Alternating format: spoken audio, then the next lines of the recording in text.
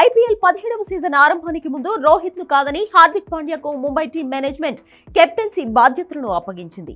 Captaincy మార్పుపై రోహిత్ చాలా hurt అయినట్లు, ముంబై జట్టును వేడనున్నట్లు కొన్నాళ్లుగా ప్రచారం జరుగుతోంది.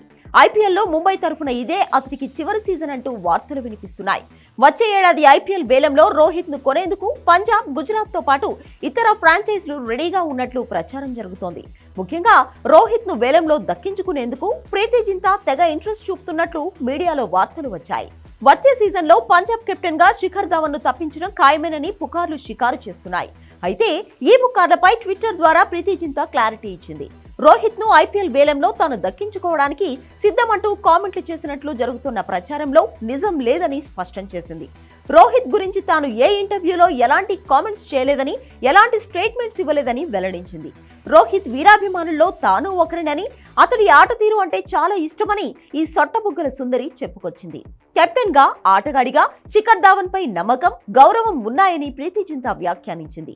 ధావన్ గాయంతో జట్టుకు దూరమైన తరుణంలో ఇలాంటి పుకార్లను సృష్టించడం తగదని, ఈ నిరాధారమైన కథనాలు జట్టు ఆత్మస్థైర్యాన్ని దెబ్బతీస్తాయని ప్రీతి జింతా తెలిపింది. ఆమె చేసిన ఈ పోస్ట్ ట్విట్టర్లో వైరల్ అవుతోంది.